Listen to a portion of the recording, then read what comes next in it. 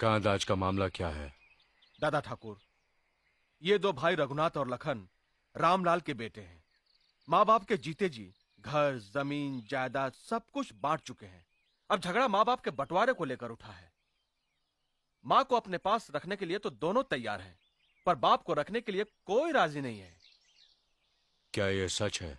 जी दादा ठाकुर, माँ बहुत बूढ़ी और कमजोर हो गई है, इसलिए उसकी देखभाल करना मेरा फर्ज है।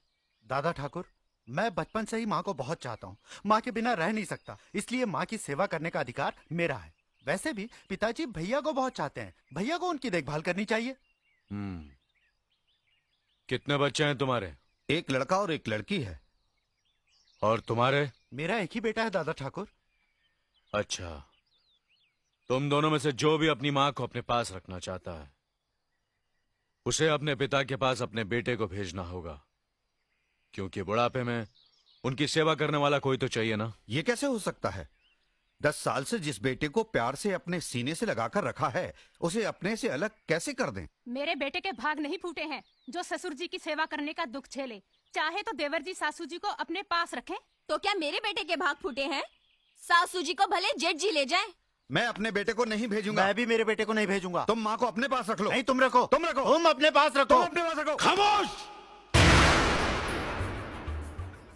तुमने अपने बेटे की परवरिश सिर्फ 10-12 साल की, और आज जब अपने पिता के पास भेजने की बात आई तो तुमसे बर्दाश्त नहीं हुआ। छटपटा गए तुम दोनों। और जिन माँ बाप ने 40 साल तक दिन रात अपने सीने से लगाकर फूलों की तरह तुम्हें पाला, पढ़ाया लिखाया, शादी की, अपनी जमीन जायदाद रुपया पैसा सब कुछ तुम्हारे हवाले कर दिया, उम्र के आखिरी इस दौर में उन्हीं माँ बाप को जुदा करने की जलील हरकत कर रहे हो तुम दोनों। अरे कोक में अपना लहू पिला पिला कर जिसने तुम्हारी रचना की, तुम्हें जीवन देने के लिए मर मर कर कई बार जो जी है बेचारी, वो है तुम्हारी माँ। अपना खून जला जला कर तुम्हें रोटी खिलाने वाला, अपनी खुददारी पर चोट खा खा कर तुम्हें खुशी देने वाला वो इंसान तुम्हारा बाप है। और इन्हीं माँ बाप की जिंदगी भर की दौलत हो तुम दोनों भाई।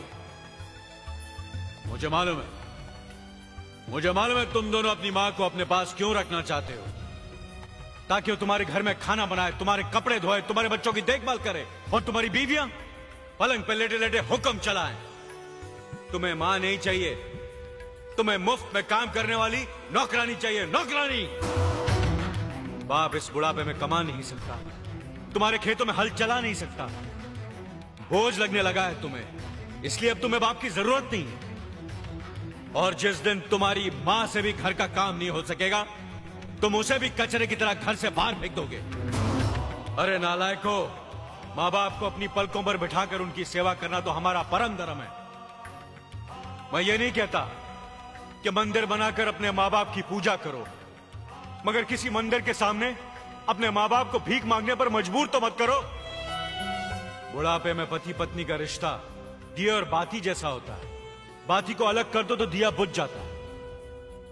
वैसे ही इस उम्र में इन्हें अलग कर दिया तो ये मर जाएंगे। इतिहास गवाह है, जो माँ बाप की इज्जत नहीं करता वो बेटा कभी सुखी नहीं रह सकता। हमें माफ कर दीजिए दादा ठाकुर, हमें माफ कर दीजिए, हमें माफ कर दीजिए। माफी मुझसे नहीं, अपने माँ बाप से मांगो जिनका दिल तुमने दुखाया है।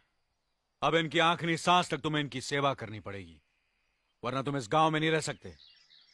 यह हमारा फैसला है।